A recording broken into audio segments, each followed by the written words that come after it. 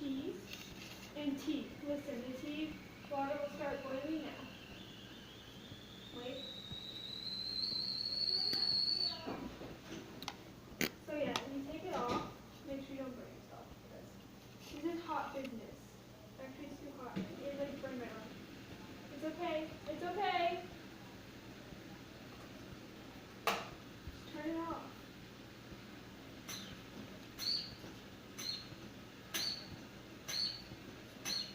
Anyways, so I'm making macaroni, and this macaroni is freaking like Nanny's homegrown organic, but it's still good if you let me make it.